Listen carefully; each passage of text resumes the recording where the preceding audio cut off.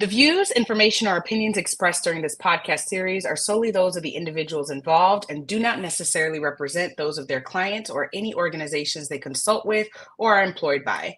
Any reference to any specific product, entity, elected official, or political candidate does not constitute an endorsement by the Florida Black Girls. Okay, thanks. Welcome to your place for the good, the bad, and the petty of Florida politics, brought to you by the Screw It, We'll Do It crew, the Florida Black Girls, Maya and Lindsay. How are y'all doing? We did it, Joe. I'm here. We did it. We had a little trouble with the tech earlier, but we're rolling now. We're rolling. Mm-hmm. This is a good example of staying in your own lanes and no shade, but like and why politics. All the shade. Example. A whole palm tree. A whole palm campaigns should be able to like take this as a lesson. I'm just like, I'll never do finance. That's not my lane. It's Lindsay's lane. I know my lane, and so I think that was a good lesson. I can't do a Maya Brown toolkit, and they're my favorite. One day I'll get there, Lord. One day I'll get there. Oh, so Maya is Devin, now how are you? The producer. I am sweating. That was stressful. Shout out to you and all your production skills, because I don't know what tech I broke. And somehow in between the last iteration and this one, I've shut off one of my computer screens. I don't know what's happening over here. It feels like spiritual warfare. And, just we're going to pray about it, because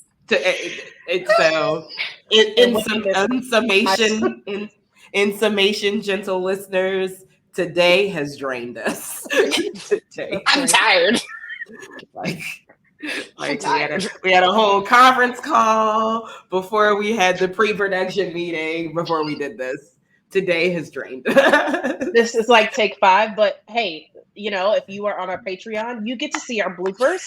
So that's why you should subscribe, because I'm telling you, the content is chef's kiss. Like you don't yes.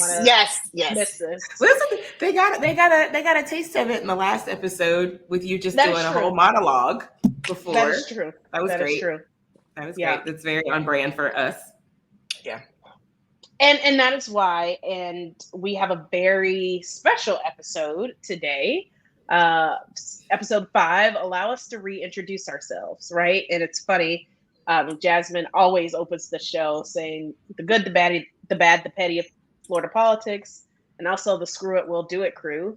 And I think that might be called into question a little bit, and not necessarily from external questions, but internal questions a little bit. Yeah. We've gotten a lot of questions from our, I don't want to call them fans, our supporters, and the people who love us. And we took a year off. We had a little sabbatical. I don't believe it was planned.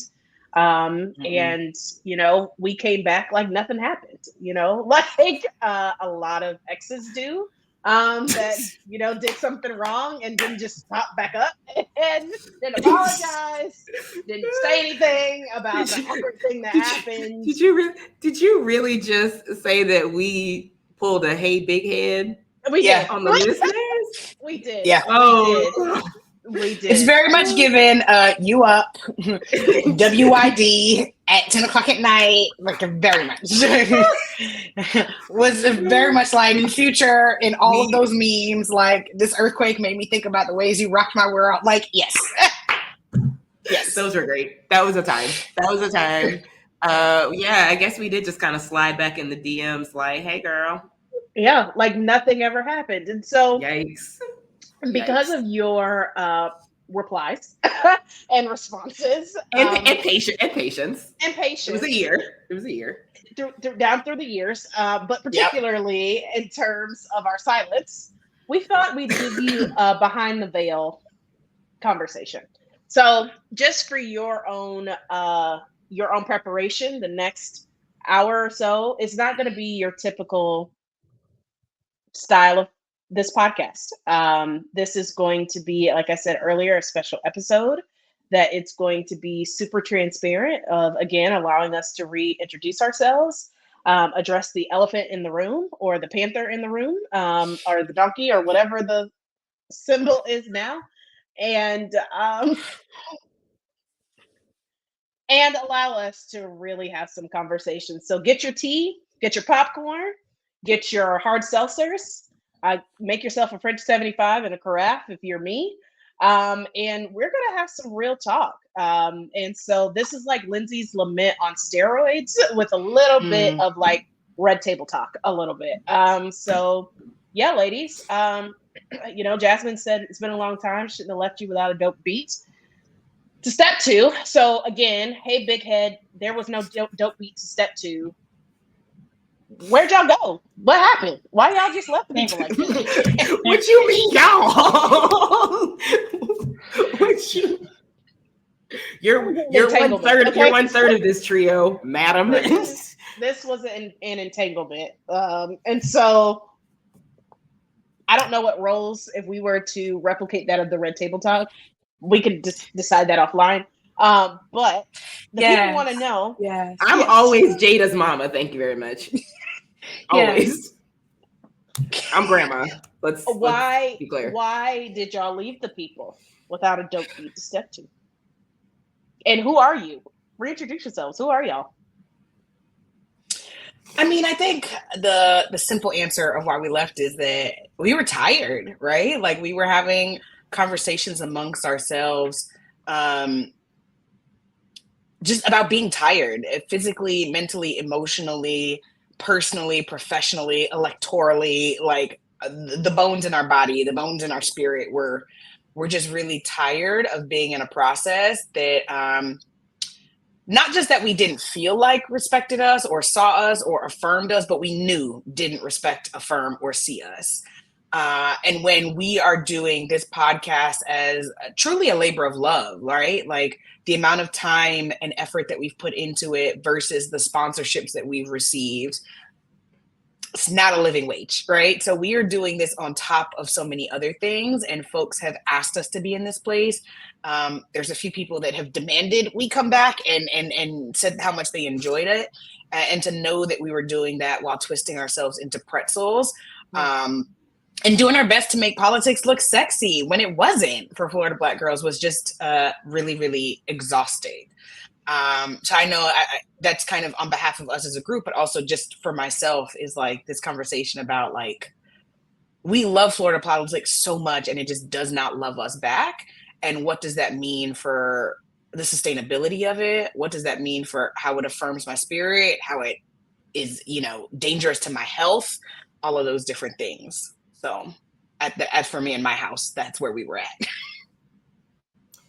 I mean, we have this spoken and unspoken rule that when a Black woman says something, you don't repeat it. It was said, and Jasmine said it. Like, I don't need to repeat it. I will just add, I know that I was not in the greatest headspace in 2023. I know that I had just kind of wandered off just in general from folks. I wandered off from y'all, and it's not that I loved you any less or didn't love you as hard. I just know that I was processing things internally in this work, and it is difficult to keep that energy, right? Like keep that same energy when you're exhausted in a process that is especially exhausting for folks who look like us, right? Like it's exhausting for everyone. And then it just becomes even more laborious when things are just kind of placed at our feet with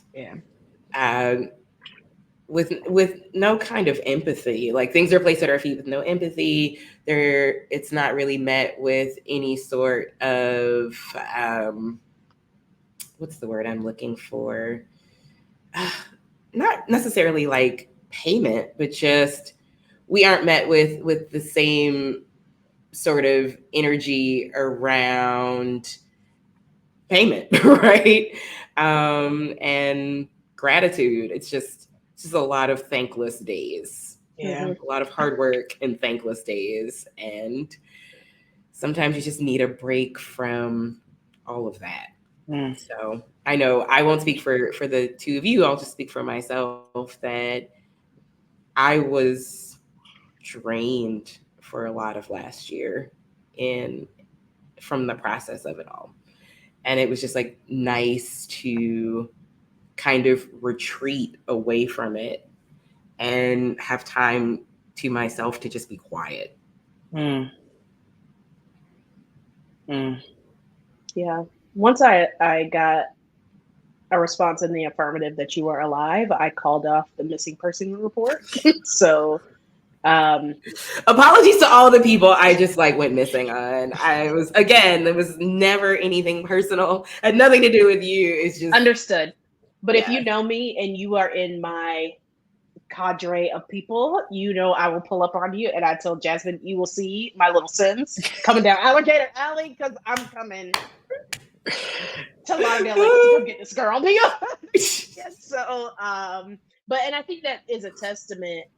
You know, we get confused a lot between the amongst the three of us, and you know, outside of our own individuality, there's something to be said about the sisterhood that we've created, right? And the space that we've also allowed others to take a look at, also to enter. That, again, this podcast is just 3 of the hundreds of thousands of Black women in the state.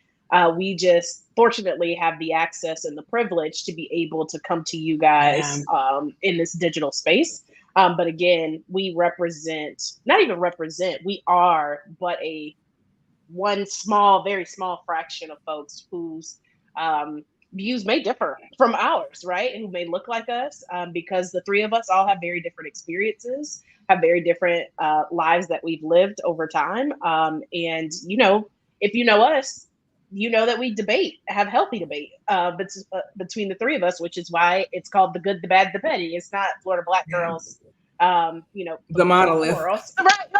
The choir, right? Like, it is because we do come to this with very different, not different, but our lived experiences shape how we govern, how we interact with each other, right? How we politic and all of that.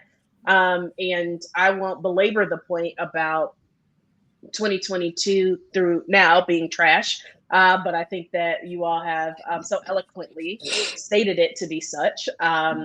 And that is hard because so many people enter the work of politics as a form of professional revenue generation. But a lot of us, and I can factually state that the 3 of us entered it because of our commitment to our people, right? And yes, we need to get paid, right? Like the thought of being paid was an afterthought, not this is a career path that I'm going to choose because this sounds like amazing fun, right? Like it was like, here is an opportunity to make things better for our people, for our families, etc. And it's a way, hopefully, to pay the bills. And I think that sometimes that synergy is not healthy. And like you said, Jasmine, especially when that process doesn't love you back. Like I have a lot of respect for folks, first responders, right, who go out and do the thing and they get paid for that thing. And I'm not by any means trying to compare the level of their work to ours, but I think of it very interestingly how we ran into this fire and continue to run into these fires all the time. When a lot of folks very clearly look at politics just as a 9 to 5, this isn't just our livelihoods. Like this is our life. Like right. Yeah. This we wake up every day with politics politicking us, right? Like, but for the fact that we participate, but for that fact, we would still be consumed by it. Right. And so we chose to be a part of the consumption or part of the process of trying to make it better or change it. And that is a difficult pill to swallow. Right. Like to be able to know that a lot of other people can walk away from their work, but in some instances we can't. And the level of pressure that comes with that. especially with all the craziness that we see online in the news, etc., about what happens if we are not participatory. So I think now so I hope that clears up some of the things in terms of where we were at. Heard a lot of stuff, but that's how rumor mills are. But y'all ain't gonna say it to Maya. But, sorry, the Leo jumped out. I'm sorry. I'm gonna put myself on mute. Maya, you mentioned that, and I want to re-emphasize this point, that people confuse us all the time, which is bizarre because look at us, like very different people that live in very different places that come to work very differently. So Maya Brown, who are you? I am but a vessel. Like, seriously. And I know I get in this space and I quote scriptures and all of that, but for literally the grace of God, I would not. Maya, keep running. 99 and a half on this. You got to get to 100. You got to get to 100. Plus, I'm climbing Jacob's ladder. I'm doing everything that then my grandma them said in church because honestly, again, but for the grace, because y'all can have it. And again, and it's not that there was a point where I was very angry and resentful of this process, but right now I think again I had to the Maya now had to understand that this is a season, this is a purpose for which I am called at this appointed time, right, to do this thing and to be participatory in that, and not that it is an all-consuming part of my life. At one point, politics was my job, it was my extracurricular activity, it was, right, I was going to all the DEC meetings, it was everything was consumed by politics, national, international, local, etc. And now it's not that I'm saying that I can turn it on and off, because again, we just established that politics is really kind of is life. But it is now the understanding that it is a function of what I do. It is a function of my purpose here on this earth. And that is not my entire identity. And so I think the Maya at this point is reintroducing herself as just more than what I can accomplish, more than what I can get done, or more than the problems I can solve. That was a lot about what you do and your productivity, but who are you? Yikes. I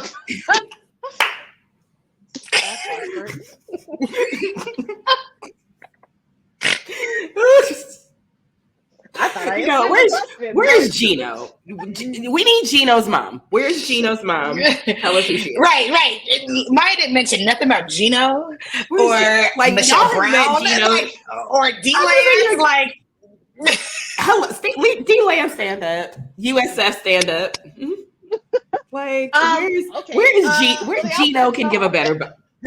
Gino can give a better bio. Gino, tell us about it. Y'all met Gino and his little dog tag you hear in the background sometimes. Right. So. That is correct. Who are you? Yikes. Okay, we're really going there. So Maya Brown is a native of D-Land, Florida, and product of public schools, of educators who love Jesus, who taught me to read, who also taught me the importance of Black history, Black art, Black excellence, and who really inspired me to be the best that I could be, and whatever that was. Right?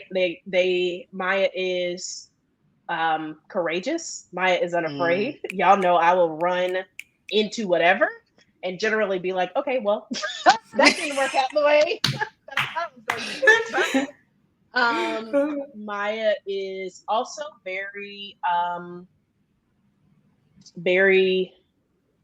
can get very quiet.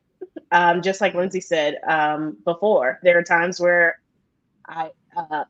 Jasmine will come look for my little Sims character on the Find My situation to be like, I haven't heard from you. It's noon. Where are you? And Maya is prioritizing herself, her peace, her dreams, her goals, her hobbies. Maya bought an egg chair and a bike, right? Like all of these things that I have not been able to explore in a very long time. Maya is a dog mama to a 5-year-old Chihuahua mix with Doberman Pinscher. Maya loves a good book on my Kindle, All the Shade to Jasmine Rogers. Maya loves a good French 75, even though they tell me I can't have it. And Maya loves Maya loves the beach, but it's too damn hot, so y'all need to do something about global warming. Did that answer? Was that better for you too? Did that feel better to you? Right. Like how does that sit with you? Right. Like you coming at me, but didn't that feel better to you? Damn. Mine's also an educator. I teach the babies. Shout out to John. And I love that because I think that also was something I did during our hiatus, was begin teaching on the collegiate level. And I certainly feel the honor and the privilege and a level of closeness to my family that is very different, right? Like we see nepotism in politics all the time, like, right? And it's not like I got the job because my family, they're teachers, but it feels like the generational lineage of work, which is really, really cool, which I think also provided us a new level of access and conversation and closeness. And and Maya believes in reproductive choice and reproductive justice. Maya has been through a lot in regards to all of those things. So y'all can't tell me nothing about Amendment 4, and not necessarily that I'm running to tell everybody to go get an abortion tomorrow, but just the fact that it encompasses a lot of issues outside of just that. Maya loves trap music, Jesus, and Disney. Thank you. The thank you at the end is like you just did your visitor speech in church. My own pastor, I attend. New Mount Zion Missionary Baptist Church, where my pastor is. Don't make me choke. Don't make me choke. Oh God. Oh, amazing. Okay, so since Jasmine is the facilitator of this honesty hour, Lindsay, you're next. Who are you? And so she can police and tell you haven't gone deep enough. I'm talking to my therapist about you. Hey, screaming. I was like, I mean, she was serious about vulnerability hour, wasn't she? She wants us to go there.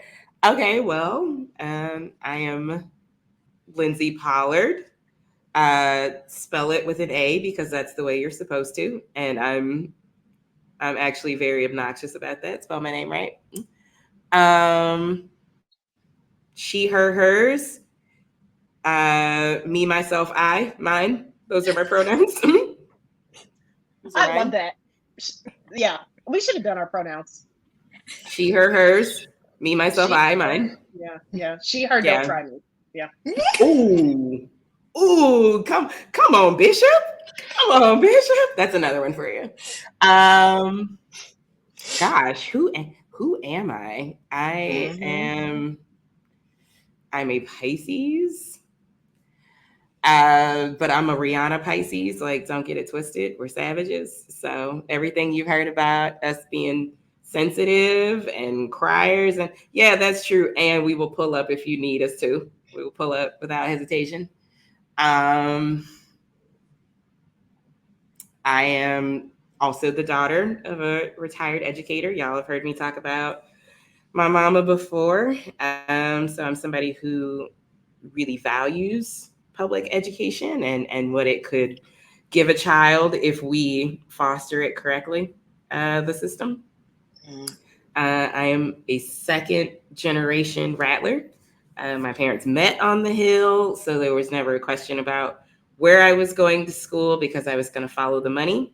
My parents had zero interest in subsidizing anything that was not going to benefit the highest of 7 hills of the Florida Agricultural and Mechanical University. So I was like, all right, I mean, I could go to another university, but then I won't have anywhere to live, and that's no fun. I'm a foodie. I like to cook. I really love to eat. Good food is a sub love language for me. My leading love language is quality time, though. So I think that's why it was so strange that I just went missing to people, because I'm a textbook extrovert. I took my little Myers-Briggs, so I do know that about myself. I'm a textbook extrovert. And that is just like how I show love, is that I want to spend a lot of time with you. So that shows you that I was like going through some stuff just in my own head last year, because I needed quiet time in a way that I usually just don't. Like I like things, I like noise around me. I like loud, I like people, and I just like I didn't want much of that last year. So I'm coming back to myself where I want it again. I want to be in loud spaces. I want to be around a lot of people again. And that feels good. I'm an auntie. I've talked about my nieces before. I love Shout them out Big Niece. Shout out to Big Niece. Big Niece is a rattler. Little niece wants to be. I guess technically she's almost a senior now. I guess school's wrapping up. So she's taking her SATs or ACTs. She's getting ready. Start applying. Yeah, it's real cute, y'all. It's real cute. I'm a big sister. I'm a little sister. Classic middle child. Yeah. I mean, I think that's just like me in a nutshell. I'm close with my family. I try to be a good friend every day. Some days I fall short, but I get up, I try again. Yeah. Okay, Aaliyah. If at first you don't succeed, I'm an Aaliyah fan. Y'all grew up on Aaliyah. I grew up with Aaliyah. Benefit of being an older millennial. I'm a Beyonce millennial. And I was told along the way that your 40s will feel better than your 30s. So I'm living proof that might be true. Like, I liked my 30s, but I feel like my 40s could be fun. So that's where I'm at. That's who I am. Lindsay also. Oh, go ahead, Jasmine. No. Go. No, the sunflower napkin was great.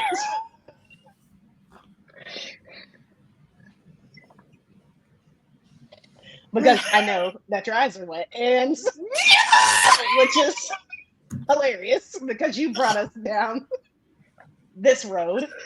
But while Jasmine is trying to recoup herself, Lindsay forgot a lot of things. Lindsay is the big sister of this triad, certainly, and the water to our fire signs for sure. That can either hello rain cloud. that can either quell us or decide to turn the spigot off and just be like, whatever. And it knows how to discern when those two things are valid. And Lindsay is, I don't know if we're supposed to be doing this right now, but I'm going to do it. Lindsay is known as a fundraiser, but she is one of the best communicators I've ever met in terms of, and that is on J School. Shout out to FAMU. But I think a lot of people either don't know that about her, but is also that was her first professional gig, right? Like, it was indeed. A lot of our messaging and clever tweets come from Lynn Poe. If you didn't know that, but again, one of the best communicators I know. And also, she gave a hint to all of the musicians that she likes, but is one of the foremost experts that I know on musical history, because I can send a lyric, and she's like, "Yeah, that's Jason Weaver." What? It's impossible, and I appreciate that because I used to love some Jason Weaver. I used to love him, so I knew it right away. And so I appreciate that because her musical history is phenomenal. So that she did forget to tell you those things, listening audience, gentle reader. Well, thank you. Thank you, Ma. Thank you, Ma. In fact, a dear friend of mine, I think I just like mentioned it randomly in a group setting that I used to have a music blog when I used to be a journalist. And she was so angry. She's like, why would you never share that? And I'm like, why would I remember in that. what context would I ever just like drop that off? Like, we're talking about music in this context. And she's like, no, like that's a cool thing. Like, people don't do that. Like, why wouldn't you ever just so she went looking for it. And I was like, girl, that was like in the early aughts. Like, you cannot find that music blog That is incredible. on Albert's internet. You cannot find it. Stop it. But yeah, like, thank you, Maya. Thank you for that. I request the music blogs return. I mean, listen, we can add your transferable skill. Listen, as you make your Brexit. You know what? First of all, you need to get vulnerable now, Jasmine, and then we're gonna revisit this Brexit because y'all tried to leave without me, and you pretend like you don't. We told you. Okay, at least Maya told the truth. Jasmine was like, we had this conversation. I was like, no, the two of you had that conversation. No. I was not included. I remember sitting outside on the porch. And you had your little tent and you're on the floor. This Brexit conversation before, and we told you when the bus was leaving, and you ain't show up. Like, you were like, all right. I 10 by 10, and Lindsay was nowhere to be found. I 10 by 10 is hilarious. Well, listen, since I'm a Beyonce millennial, I'm going to leave y'all with, you keep saying no when it's really yes. Okay, this never happened. This never happened. Ladies, you had this conversation without me. I think you just photoshopped me in because I would have remembered the Fleur Black girls that are leaving because my bag would have been at the door. You was already gone, actually, but that's a different conversation for a different day. Jasmine. Jay Rogers, if you're nasty, please. Jasmanian devil. Who are you? The Jasmanian devil. I would like to add that Maya is an interesting mix of academic and trap. Ooh, so yes, I have to yank her back sometimes and be like, nobody understands what you just wrote. So write how you would talk to me. How we talk about in the group chat. And she's fluent in TikToks. Like, yes, she is fluent in TikToks. Amazing. Maya is also our automation queen. Maya cares very deeply about people, even when it betrays her own boundaries. And then that's when Lindsay and I have to come in and snatch some people and needs to be done sometimes. Yeah, Maya will hop on the road about anybody, very literally, anybody that she cares about. So yeah, and Lindsay also, to the point about being such an excellent communicator, like I said earlier, Lindsay's the most diplomatic among us because she will stop to think and formulate a statement when Maya and I are already down the road, like making the shit happen. Like just, and I very much appreciate that about Lindsay's time and intention before a response, before a reaction. She's like, well, what's the goal? What are we trying to do? Who are you trying to be in this space? And let's talk about it. I very much appreciate that about Lindsay. I appreciate that Lindsay will show up when she says she's going to show up, even if she's 20 minutes late, but she's showing up. Mm-hmm. I very much appreciate that. I also appreciate that Lindsay has a lot of very interesting friends, but also Lindsay is like, right is right and wrong is wrong, and I will defend what needs to be defended. And I very much appreciate that she, even with her odd friends, that sometimes I'm like, I don't like that person. She's like, well, here's the line. And if that line gets crossed, I'm going to do what needs to be done. And I appreciate that about And the done gets done every time. The done happens every time. Done. Yeah. And there's some listeners who got done too, but that's a different conversation for a different day. Mike keeps bringing up all these different conversations. Okay, Listen, so Maya's teasing that Patreon. She wants people that I love she it. wants people to want the real from us. I love it. I This love is it. the real, but if you want the tea, that is like the piping hot tea, the background on the tea, Ooh, the like the outtakes, honey. herbs. Yeah, you got to go to Patreon. Right. Oh, Context. Jasmine Yes. Jazz, you're Monisha up. Rogers. Jasmine Rogers. I use she and her pronouns. And me and mine. Hey, and me and mine. And me and mine. And me and mine, and Jasmania Devil. I am never Jazzy. There are 2 people on this earth that can call me Jazzy, and one of them was my 5th grade DARE officer, and the other is Edith's grandmother. No one else can ever call me Jazzy. I hate it so much. So Jasmine or Jazz will do. I am, if you couldn't tell, very opinionated. I am a double Leo, a Leo sun and rising, but my Capricorn moon is what keeps me asking questions like, who are you? No, who are you really? I am first generation born in this country. My parents are from the Caribbean. I am the child, grandchild, and niece of pastors / deacons in Baptist churches. So I could preach you under a pew just very easily on a random Tuesday. I still go to my Bible to have arguments with people and be right. I love Proverbs because I think it's real sassy. I am queer.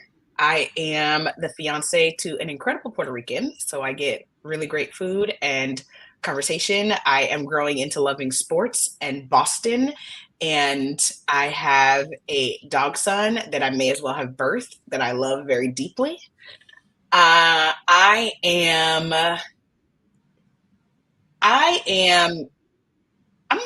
like Solange said, I'm weary with the ways of the world. And I think that weariness comes from just a knowing that we could easily be so different, like that it doesn't have to be like this. And knowing that it would be easy for people to show up with their full humanity and their full selves and make the way a little bit easier for somebody else. And we could have such a different world. So that has made me passionate about movement and protecting my people and protecting my family, protecting my health, my mental health, like all of that, but also weary because I see, just how much time it takes and how resistant people are to getting that done. I am mildly a hypochondriac. I don't like the sight of my own blood. But that also means that I will go see every single doctor until I get a resolution. I am in a lot of therapy because life has taught me a lot of lessons about what it means to be a Black woman and our worthiness. And even though I know very logically that our worth is not tied to what them dummies say, I'm still very sensitive. And in that sensitivity, I will still scream, I ain't soft, I ain't soft, I ain't soft, while I stay on this camera and cry. So a lot of people that don't know that I am extremely creative, and that's where my genius lies. And it's not a creativity that I want to be a job or necessarily to be paid for, because that's no fun. But I love to fuck around in Canva. I cannot wait to start learning embroidery this year. I would like a sewing machine. I learned to illustrate on my iPad. I've got the Adobe Suite. I am a very, very creative person. I also love dairy, even though it doesn't love me back. And yeah, I think I'm the oldest of 3, so I deserve compensation. And I think also I'm figuring out, Lindsay said it earlier, like how I can be a better friend every day. And I think that every day is like, how can I just be better in relationship, but also like, what does that mean in connection to the work? When the work is so all consuming and we want to show up for our people and we want to do all these different things. And sometimes it's just exhausting. And I think it's a combination also of not only what Lindsay said about being a better friend every day, but also adulting being hard, which Maya talks about all the time, and having something to do every single day. And it's like, where in the middle is the balance of taking care of myself one of the most radical acts that we could do, and as a means to revolution, and also showing up on behalf of other people. I'm also a person that like tries to be really nuanced in the opinions that I have, and in this capitalist world, that's like, how do we get nice things without exploiting other people? Yeah, and I think the three of us also do really well with conversations. I think our intersections of Blackness and womanness and queerness and immigration and, you know, being first gen or oldest or middle or whatever has forced us into a place where we can have a lot of different types of conversations with people and then bring that into the work, which I think makes the work more abundant and more fruitful and more beautiful and more generative and all of those different things that people aren't willing to see. And I also hope I'm number one, I'm shocked that it's taking us so long to do this. And like I feel like I've learned even more about the two of you, even though we talk all the time. And I know that our audience, our supporters will learn more about us. And I would appeal to those folks and say it shouldn't take all of this for y'all to see us as human. It shouldn't take all of this for y'all to understand why we deserve to be seen and respected and affirmed everywhere. It shouldn't take all of this for y'all to not check in on us. And that doesn't mean send us 30,000 text messages after you hear this, but it shouldn't take all of this. Like, Black women are absolutely superheroes, even though we shouldn't have to be all the time. And there's a lot of assumption, it feels like, in Florida politics that the Florida Black girls that are not just us, but all of the Florida Black girls that are represented by us are good. And that there's nothing else that we need. There's no other support that we need. We're good, right? Like that social media tells a picture of ease and abundance and all of that, which is not a lie, but it's also not the full story of everything that we're carrying. And it should not take this podcast for people to see that. It should not take this episode for people to see that. But we wanted to have this conversation. We knew we needed to have this conversation because people keep playing in our faces, to put it simply. Like, people keep playing in our faces. People keep playing with the professional, the personal, and the spiritual power that we have. People keep playing with us, and people keep trying to intercept the opportunities that we have. People keep trying to put in barriers in our way. And this is our opportunity to say, this is who we are, and we see you, and shit's not nice no more. It is not nice no more. And we are also calling in on the people, like the pastor say, under the sound of my voice, to be allies and true allies. When you look around at your teams, when you look around at your work, when you look around at everything that you touch and you see that there's not a Black person or a Black woman in the room, you are complicit in the ways that we are mistreated. And so this episode is about you. And this episode is meant to convict you in the ways that you show up or do not on behalf of all of us, right? And on behalf of a Florida that does not look white, that does not look rich, that does not look man, and will not for the foreseeable future.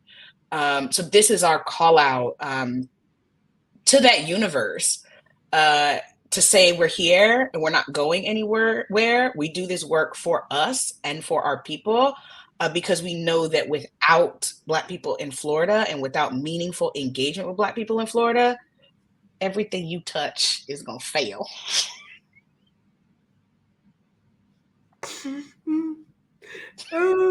Oh my God. I want it, for the folks who did not catch that reference, please Google it. You will not be disappointed. You won't be disappointed. I just want to take one giant step back for a second. Jasmine, I think something that you left out about yourself that I really admire about you. You have please a way. Don't make me cry. Oh God. Didn't even say anything. I think you have a brilliant way of holding people accountable and keeping them honest, especially your friends. Like, I know that you've done it with me. I'm sure that you've done it with others, where you really make me stop and think about, okay, what do I mean when I say that? Or how does that affect others when I do it? So you keep us accountable, you keep us honest, you keep us thinking. And I think while your Canvas skills are brilliant, that is your true superpower, is the ways in which you have people look inward. Because it's easy to just like lay blame places or put the accountability on others without first taking it for yourself. So I think you do a brilliant job of that, friend. Thank you. I have to go to therapy today, and my therapist is going to be like, oh, yeah? You help everybody else go inward?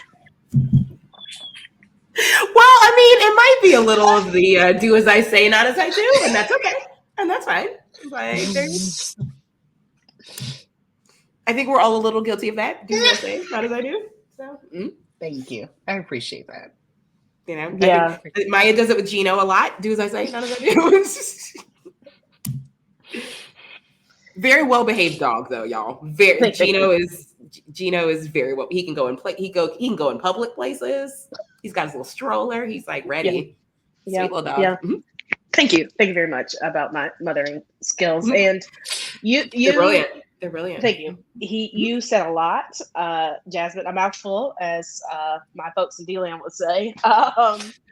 And I hope people understand that this call-in is not just about the 3 people that they see on the screen or the 3 voices that they hear on this audio, wherever they are accessing this podcast. But I do hope that folks understand that it is the plight of Black women, and I would even say some just women generally in this process.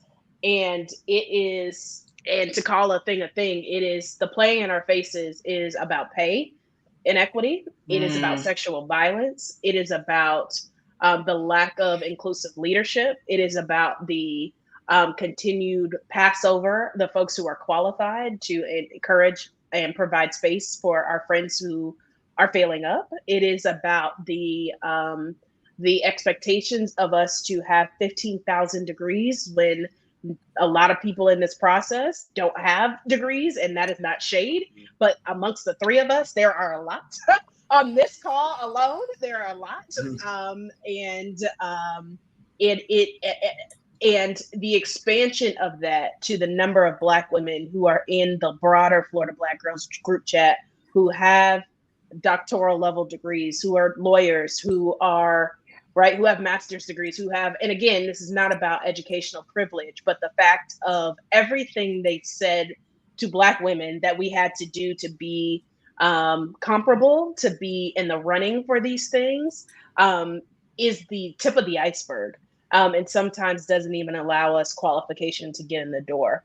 And so you have all of these things that you have attained, that you have accomplished, these skills that you have garnered to show for what, right? Like the point that Jasmine made about the social media is fake. And if you follow me on the internet, I talk about that all the time in terms of people lying for likes. And it's not necessarily a lie, but the concept that too often Black women have to dedicate their public persona to political life as a means of survival, as a means of integration, where so many other people don't have to talk about politics, right? Yeah. I joke on here all the time that Jasmine yells at me about content, and I hate it because of the fact that I hate the fact that this is something that I have to also commit myself to this process, right? Like, what is mine that is innately mine that I don't have to prove to somebody else that I'm good at what I do, right? That I have to show people on the internet, again, on top of the degrees, on top of the businesses, on top of the electoral wins, on top of the things that the money we've raised, right? Like all of these things that have to be in service to proving to other people that we are good enough, even though we know our enoughness for the 3 people you hear here and the people who also are a part of Florida politics as Black women. I take that team over who y'all got every day of the week, right? Like in terms of folks who I'd go to war with, folks who I'd won campaigns with. And I think that is an unfortunate reality of something we have to contend with both externally to folks who don't look like us, who don't talk like us, who don't share our lived experiences, and quite candidly, also internally. And this concept of folks who get there and leave everybody else behind. And that is an unfortunate and another red table talk we have to have, maybe at a retreat sometime soon. But it is very exhausting when the entirety of your existence is for consumption and just for shitty pay, right? There's nothing, and then literally the entirety of your existence is for consumption. It is a part of the culture of politics, of sexual harassment is there. Alcoholism is there, right? And the concept that we are pushing people into these spaces for acceptance under the guise that we're going to have opportunities to get more projects or get on this gig, etc. Like, this is a problem. And again, all of the things that we put as Black women on the that is not balanceable, if that's a word, but like we make choices, right? That say, okay, I don't want to go to Leadership Blue, but I got to go to see if I can go ahead and get on this project for next time, even though my partner, grandma, auntie, them want me to come to this thing, right? Those level of choices that I believe people who don't look like us, who are in this group chat, have to make those choices. And that is exhausting. And so again, if you're asking where we were, it is because of those reasons. Yeah. I mean, that was a word that you would not believe, Maya. I very distinctly remember leaving my grandfather's funeral early to go to Leadership Blue one year.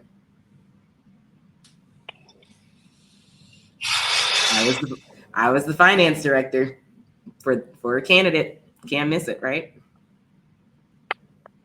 So it's hard. It is hard. It is hard. And that my heart breaks for you. There have been times where you all have been there. I've left Leadership Blue in tears, and I am not a crier. If you know me, that is not something that I do. I don't know if I know how to cry, but because of all of the things we let slide and the false idea of power, in the weird and wild ways that people try to exert that power in spaces like those, where they are like, yes, you have to come here for your job, or yes, you have to come here because it is an expectation of you to get the next thing. And I said this maybe to Jasmine sometime as of late, like, is this what happens in the like for-profit world, in like the private sector? Like, is this transferable? Because I believe that this culture is very, very, very specific to politics. And again, I think it's because of this false sense of power and access and privilege that we give to people because they have the honorable ahead of their name, or they gave their title sponsor, or whatever the hell is the justification that we as people put credence behind it.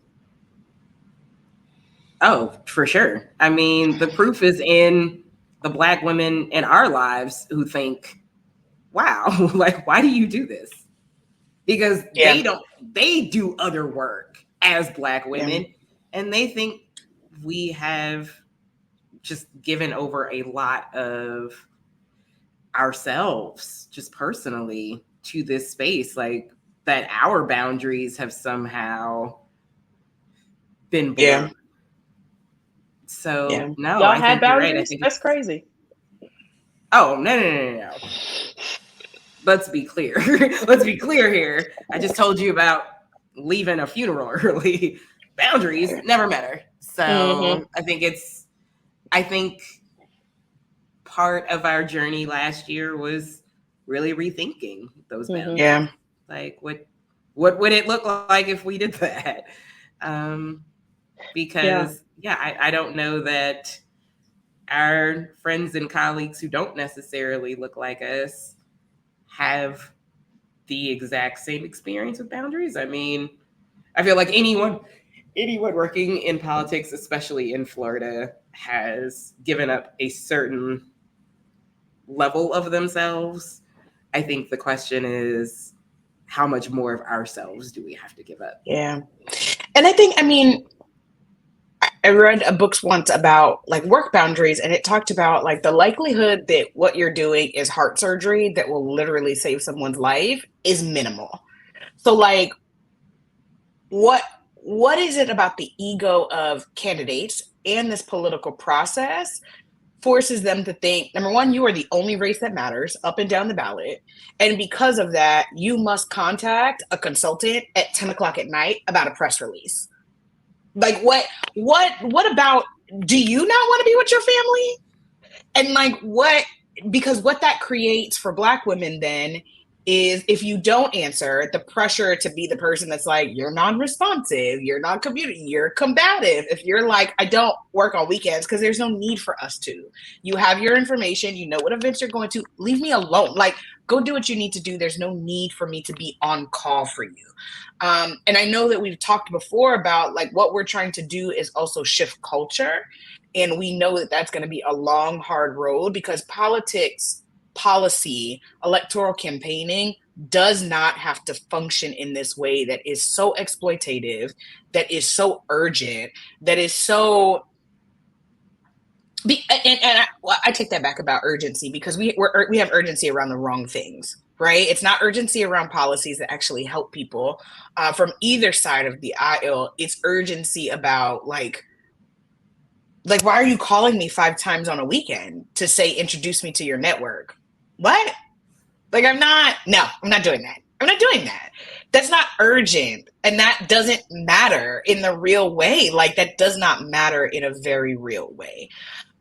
But because of your ego, you think that it does. So like, how do we shift the culture to be less available to these people and to really do the revolutionary work of digging deep into our families, ourselves, and our communities as Black women to say, here's the tea, like here's the political tea, and this is how we're going to move together in this electoral cycle. I also think that, and maybe it's like a lemon squeeze episode, I think that similar to, was it Corinne Steffens that wrote the book where she didn't mention anybody's name?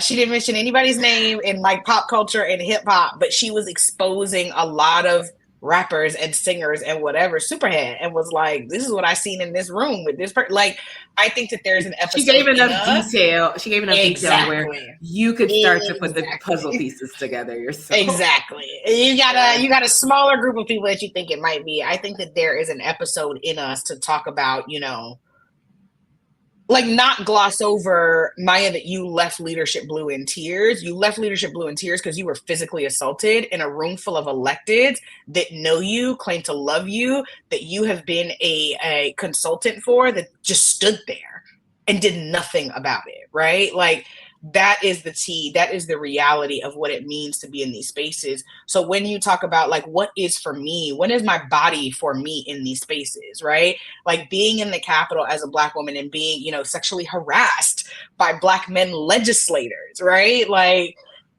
seeing what happens when folks are drunk. Like, not that we seek to or want to name names, but again, it's like a consideration for, what does it mean to be a woman in this process? What does it mean to be a Black woman in this process? And then what does that mean about, for example, a trans Black woman? And how do we make space for her to be in this process and be safe in this process? How do we make space for that? Yeah. And I think the thing I tack on to that is, with the internal politics that come with with Black womanhood, the secrets then that we have to hold of other Black women who get to that level of privilege and supremacy and power, right? Like, and how that also is a burden to carry. It's a privilege because they trust us enough, and I get that, but also like how it forces us into spaces where the protection is now of them, right? Like, and that level of security is taken from us. And again, we are going to go to our grave with a lot of secrets, right? Like, and yeah, is what it is. And I wonder, I wonder if I don't even know if I wonder. I contemplate sometimes the reality that we all live and walk into these rooms with the same experiences or similar experiences. Um, and sometimes we might walk out with um, different feelings, right? Like different traumas, different analysis of the thing. Yeah. But I think what makes this particular concept of Florida Black girls is it very interesting and unique is that the baseline is just about equity, right? Like no matter what our lived experiences are, we come to it to say we might disagree on specific, or we might have debates, healthy debates about different policy ideas and how we get there. But the concept is everybody has an equitable outcome, that everybody eats, Yeah. everybody wins. And I think that is very, very different than a lot of the identity politics we hear. And I know we're going to talk about that on the next episode. But that is what allows us, I think, to share this level of sisterhood in a way that there are some people who do some stuff and we don't like that, right? But it's like, okay, we share the same values of equity and that belief system, which allows us to continue to have grace and space for those folks. I think when that is violated, that's when shit gets different, right? Like, and the moving with people is not the same as you saw me with that lady before. You don't see me with that lady now, right? In that whole concept. And to that end, what does it look like for folks who are supporters of ours to understand that this group chat of the three of us started as just an internal venting session that now is also being consumed, right? And it has become laborious, and which led to the concept of like, no, like this is going to be a hiatus because now, once again, there is something else that people want from us to be able to validate that we know what the hell that we're talking about. And that is a hard pill to swallow. Yeah. I mean, and it's just the dichotomy of it is just so exhausting because I can't tell you how many times a month, a week, a day, I hear about how good the two of you are at this. A month, a week, a day, how often I hear that. And then I have to pair that with seeing the two of you have to negotiate a contract, renegotiate a contract, set these boundaries. It's like, nah, bro, the streets know you're good at this. Yeah. Why are you working so hard to prove that you should be validated for it? It's just the two things don't jive in my head. It's weird. Yeah. It's weird. Yeah. And when there's receipts on what you're paying other people who are trash, right? Like, because it's all public record. That's what I'm saying. And people forget that what you paid me and what you paid somebody else is what you get paid before.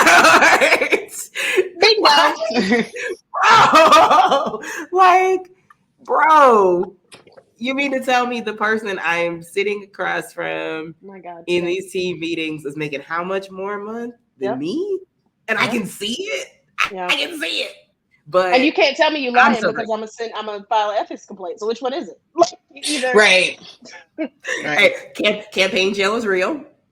Business jail is real. You can't lie on your reports, guys. You can't do that. Right. So which one is it? Which one is it? Right. And I think, having those firm conversations with let's say a candidate to say, I am not going to be on this team if such and such is there, causing a ruckus and not getting us to where we need to be, and knowing how much they get paid for you to be negotiating your rates and all this other stuff, and then having someone say, oh, I'm not paying them anymore. And it's like, I can see that you still are. Like, we have nothing to talk about until that gets resolved, right? Or I told a former client the other day, Lindsay, that like, you could talk about me and say I'm your person all day, and then everything was different before I was here and all of this other stuff. And we need, you need me and you can't do it without me and whatever.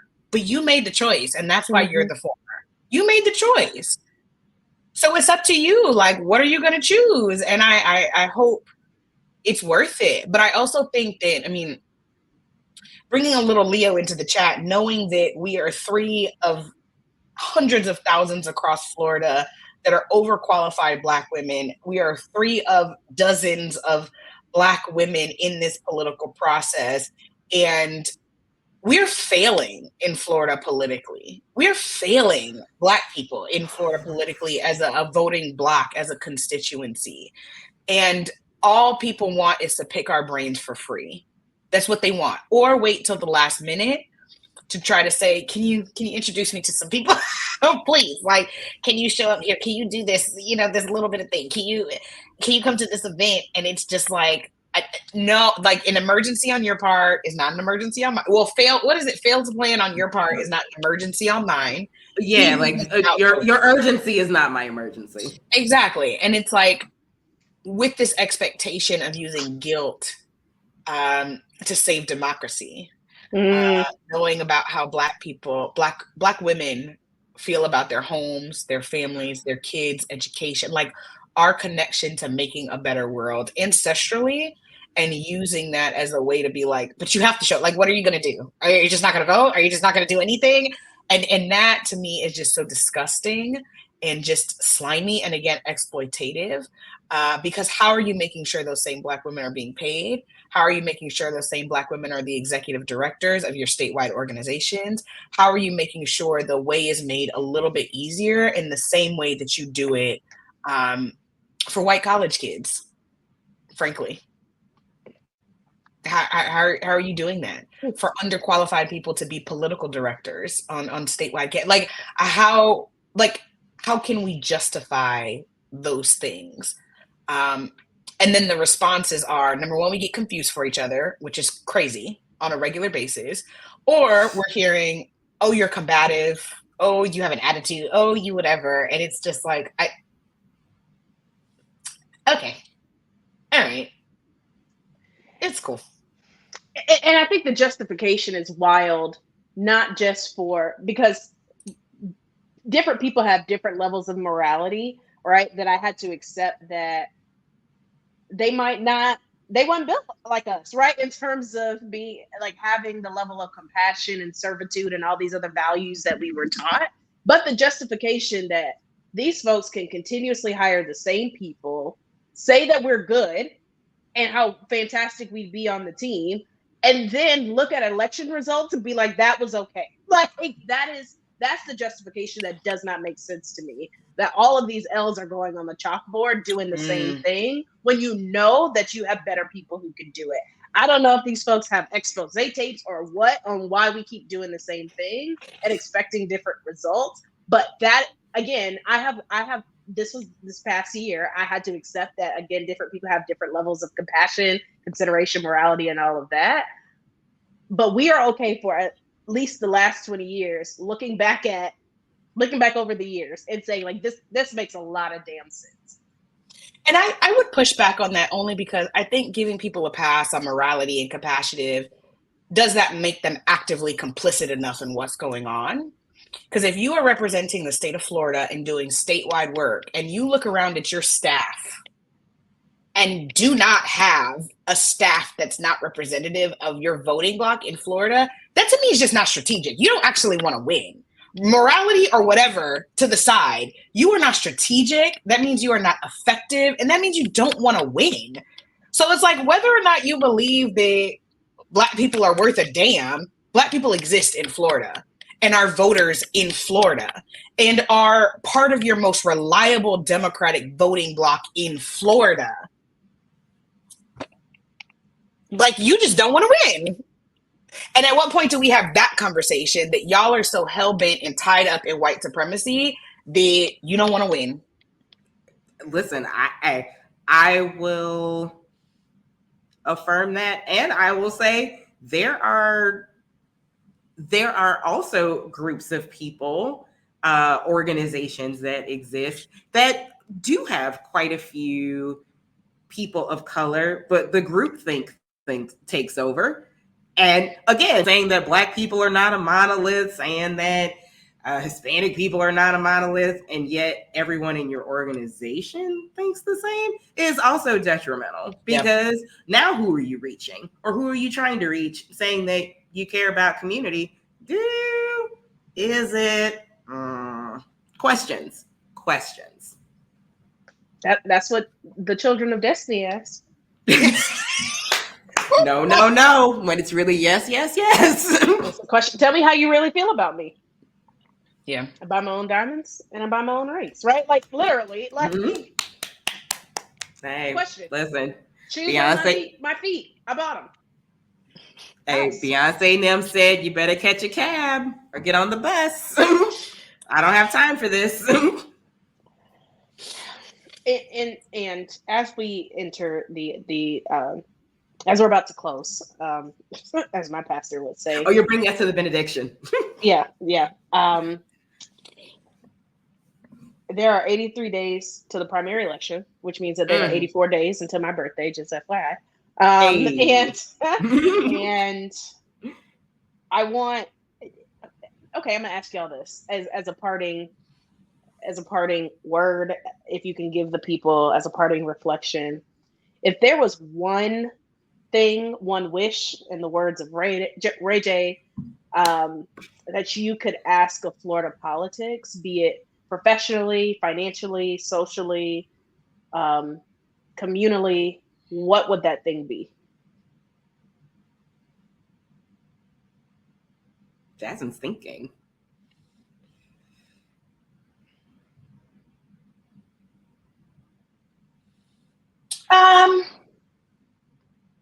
I think the thing that comes top of mind in my brain is simply like stop fucking around.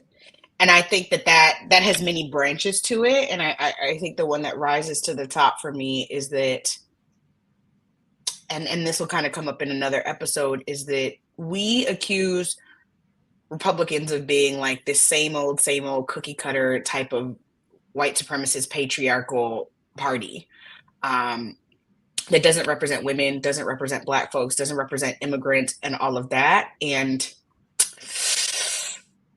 if we had to be for real, how are the Democrats any different in the ways that we're being, in the ways that they're being exclusive,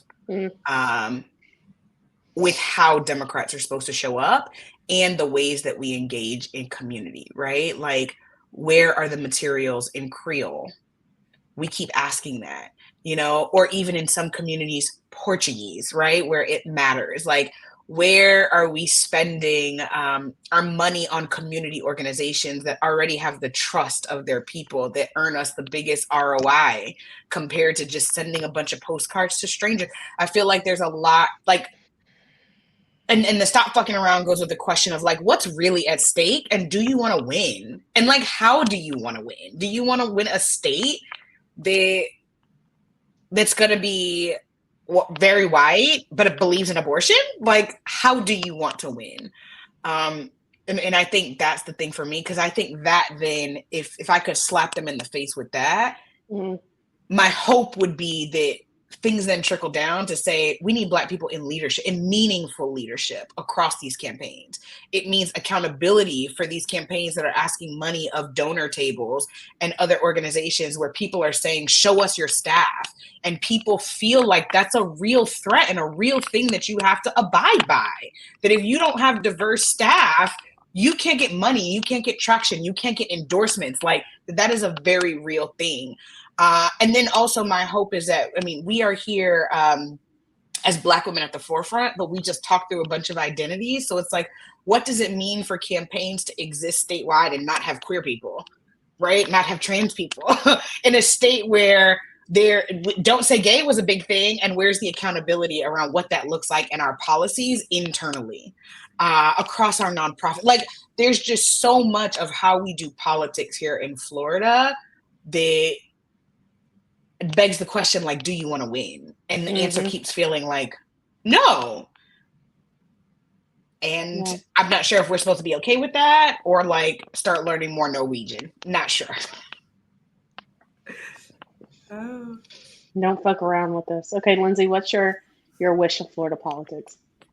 I mean, to continue to quote brother Willie Norwood Jr., Ray J, as a matter of fact, I was the one who said I love you first. So, like, was about 10 years ago. Don't act like you don't know. Don't act like you don't know. We were sitting at home in your mama's living room. We couldn't be alone. The two of you have much more eloquently than I just kind of spelled out how much we not only love this state, but actually like love what Democrats can do for this state if we could just get our act together and act right. Yeah. And, you know, Brother Plies, again, he gave us a sermon a few weeks ago. If you did not catch it on Twitter or his Instagram, please. He went on a whole rant about how Democrats can, but great Floridian, how Democrats can be better at this.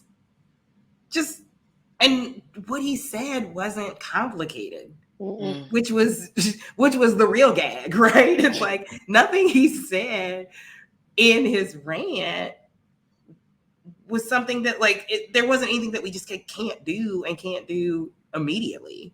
Yeah. And I think thank you, Maya, for sharing it in the group chat. I think that's what struck so many people, because I saw it different places, and I think it just struck so many people that it was so, you know, it was so complicated, it was simple. Mm-hmm. Yep. And I think if my wish would be that we just stop overcomplicating things and do the simple things. Mm-hmm. Like I don't think we ever say anything on this show that's complicated, that's not doable. Yeah. Like, because that's just not who we are individually, and that's just not who we are as Black women. Like, Black women come up with solutions that are real. Yeah.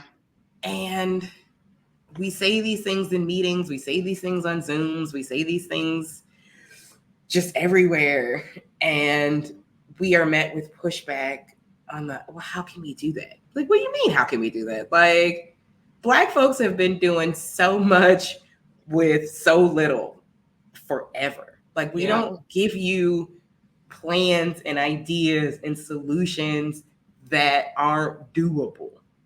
Yeah. And we're just like we're never met with the trust of, okay, let's try it. Yeah. Like, maybe y'all are onto something. Like, let's just try it. Mm-hmm. So, I mean, never met with the trust.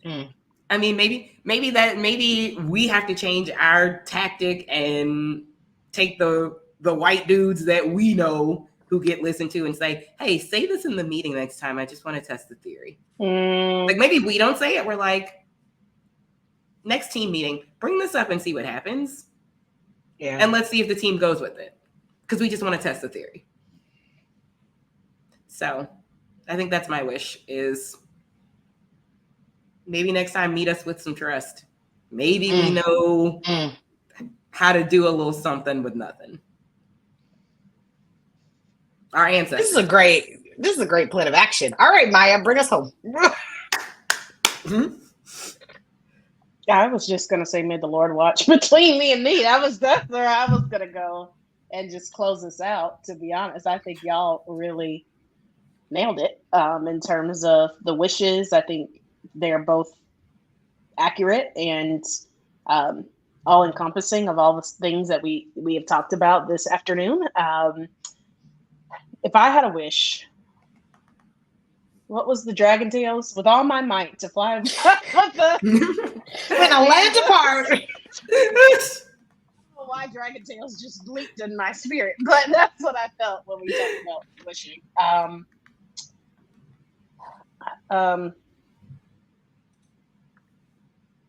I wish that I wish two things. I wish that Democrats could reclaim Jesus. That's a good one. Because I believe Republicans have hijacked Christianity and religion in a way that is harmful, that is exclusionary. I mean, it's not new, right? Like, go back to slavery and the justification of slavery and all of those things. Jesus loved hooch and hoes. We talked about this. I told somebody that you said that earlier today. Like, literally quoted you on that today. And I think that is, if we want to be the big tent, we got to lean into this concept of religion and not, we don't necessarily have to say that we're all Protestant Christians, but the fact that we have to acknowledge that our base voters go to church, and they love Jesus and trap music, and that there's, I want us to reclaim Jesus bigly, and Jesus, in the concept that Jesus was one of the best community organizers. Jesus in the concept of public service and servitude, right? Like all of these things that we the original Big Tent. The original Big Tent. The original Big Tent, JC. And that's why he had 5,000 people camping with him on them hills. And how he was able to get a bunch of fish and some bread and feed the people, right? So again, a problem. He was invited to weddings. He had wine. Like, listen, make some stuff shake, right? And so that's funny. A client is calling me right now, but so that's what I would say is one of my wishes. And I got distracted and forgot what my other one was. But I know that Lindsay Pollard had a hard stop, and we are well over our hour time frame. So I got to get to the next thing, right? That's right. We got right. That's what we do. Got to get to the next thing. Well, for our benediction, we are in a place. Y'all have heard us lament. This was a long lament. We're in a place where to continue this work, we need your help. Thousands of people have listened to us share the good, the bad, and the petty of Florida politics. And to sustain this much needed conversation, visit us at flblackgirls.com, click on support now, and become a monthly sustainer of this show. Or invite us to your events if you have a budget. Talk with us about how you can support us through grant funding, because we have really incredible ideas for engaging Black voters and Black people in this electoral cycle and beyond. Follow us on Twitter, on Patreon at FL Black Girls, on Instagram. You could also Venmo us to show your support. We like talking shit, so sponsor us. Thank you all for listening. I hope this conversation convicted you. I hope it doesn't let you sleep tonight. I hope it gives you nightmares and dreams.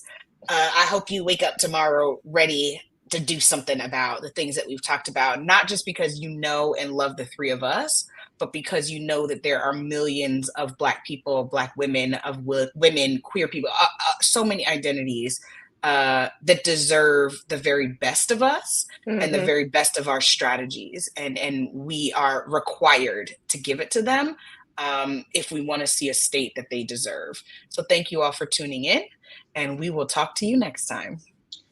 One more announcement. Sorry, guys, before we hit the outro.